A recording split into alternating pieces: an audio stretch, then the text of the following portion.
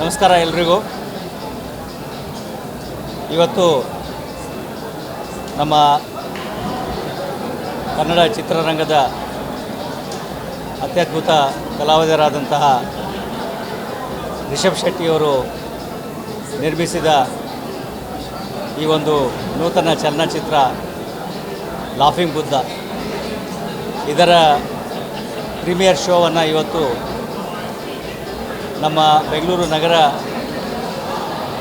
ಪೊಲೀಸರಿಗೆ ಅವರು ಇಲ್ಲಿ ಆಯೋಜನೆ ಮಾಡಿದ್ದಾರೆ. ಮೂಲತಃ ಈ ಚಿತ್ರವೇ ಸಂಪೂರ್ಣವಾಗಿ ಪೊಲೀಸ್ ಇಲಾಖೆಯ ಮತ್ತು ಮುಖ್ಯವಾಗಿ ಪೊಲೀಸ್ ಸಿಬ್ಬಂದಿಯವರ ಮೇಲೆ ಹೆಣೆದಿರ್ತಕ್ಕಂತಹ ಒಂದು ಕಥೆ, ಅದ್ಭುತವಾದಂತಹ ಒಂದು ನಿರ್ದೇಶನ ಮತ್ತು ಉತ್ತಮವಾದ ಒಂದು ನಟನೆಯನ್ನು ಹೊಂದಿರತಕ್ಕಂಥದ್ದು.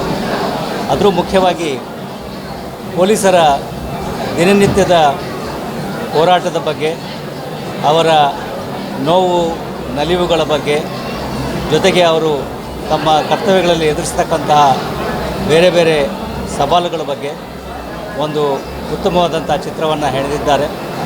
ಒಳ್ಳೆಯ ನಟನೆ, ಹಾಸ್ಯಮಯವಾದಂಥ ಒಂದು ಕತೆ, ಜೊತೆಗೆ ಸ್ವಲ್ಪ ಮಟ್ಟಿಗೆ ಕುತೂಹಲ, ರೋಚಕತೆ, ಹಾಗೆ ಒಂದು ಸಸ್ಪೆನ್ಸನ್ನು ಕೂಡ ಒಳಗೊಂಡಿರ್ತಕ್ಕಂಥದ್ದು.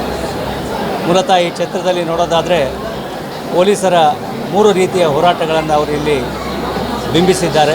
ವಿಡಂಬನಾತ್ಮಕವಾಗಿ, ಹಾಸ್ಯಮಯವಾಗಿ.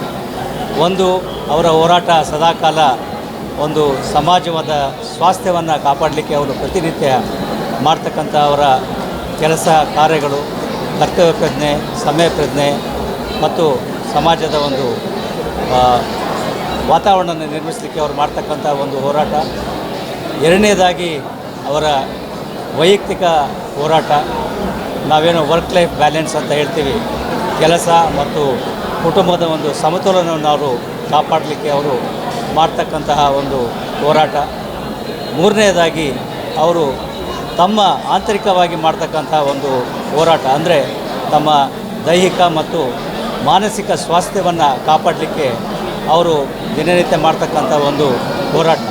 ಈ 3 ಹೋರಾಟಗಳನ್ನು ಅವರು ಒಂದು ರೀತಿಯಾಗಿ ವಿಡಂಬನಾತ್ಮಕವಾಗಿ ಈ ಚಿತ್ರದಲ್ಲಿ ತೋರಿಸಿದ್ದಾರೆ. ಬಹುಶಃ ನಮ್ಮ ಇಲಾಖೆಯ ಎಲ್ಲ ಅಧಿಕಾರಿ ಮತ್ತು ಸಿಬ್ಬಂದಿಗಳು ಇವತ್ತು ಈ ಚಿತ್ರವನ್ನು ನೋಡಿ ಆನಂದಿಸಿದ್ದಾರೆ ಅಂತ ಅಂದ್ಕೊಳ್ತೇನೆ.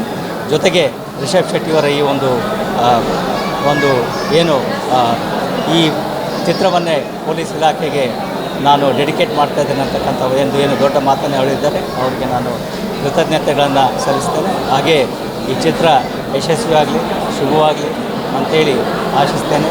ಎಲ್ಲರಿಗೂ ಕೂಡ ಅಭಿನಂದನೆಗಳು.